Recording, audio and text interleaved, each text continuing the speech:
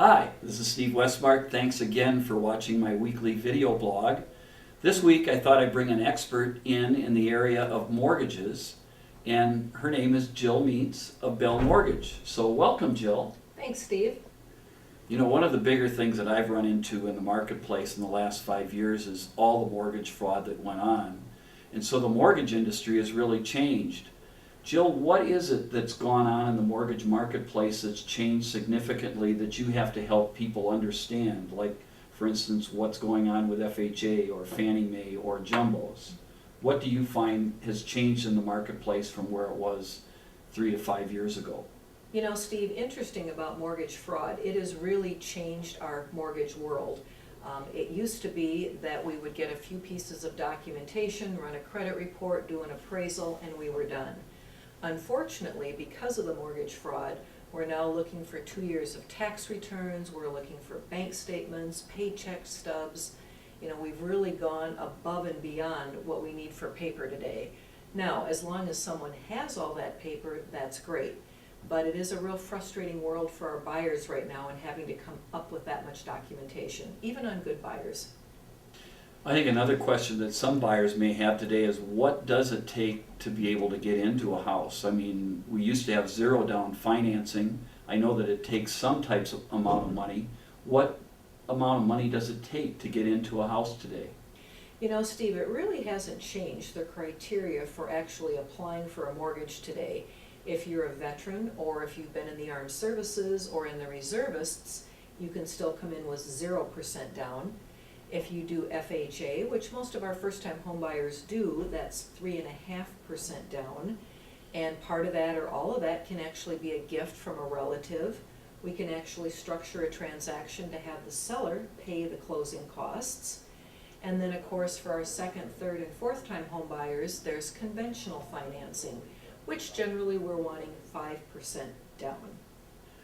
You know, I put in a recent newsletter that I don't think my parents ever saw a mortgage at 4%.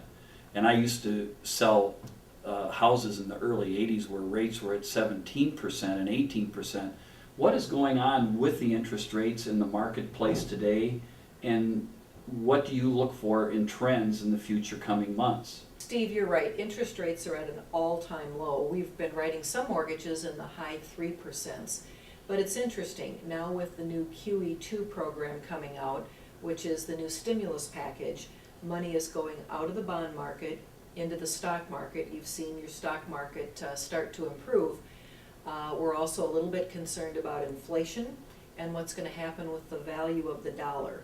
All of that starts to drive interest rates back up. So sure enough, we're about 0.5% higher today than we were at the all-time low. And we think we've probably seen the low, that rates will slowly start climbing back up.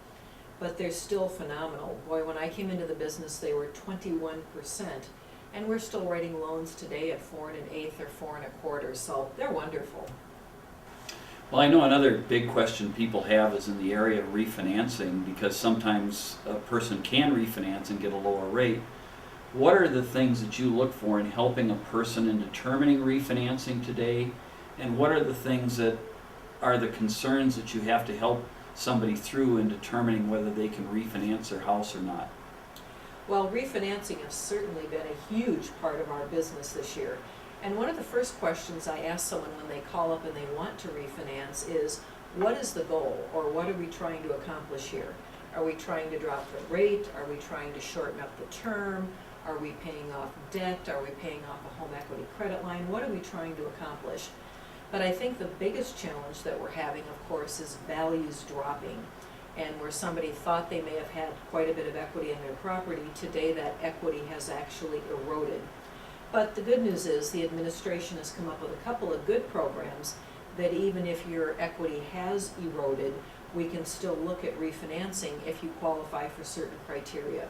So we're writing a lot of refinances. They're much more challenging. People are very disappointed in their values, but we're getting them done and saving people a good deal of money. Well, as you can tell, I have to be a professional in the real estate area, just like Jill has to be a professional in the mortgage area.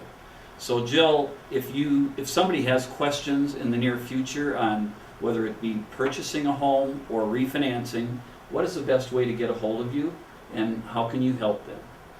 Thanks, Steve, for inviting me on the program. The best way to reach myself at Bell Mortgage is 952-278-8731, and we'd be happy to run numbers for you, whether it's a purchase, a refinance, or just looking at restructuring debt for you. Hey, thanks for joining us today, and we look forward to hearing you watching us next week. And thanks again, Jill, for coming in and sharing your great wisdom.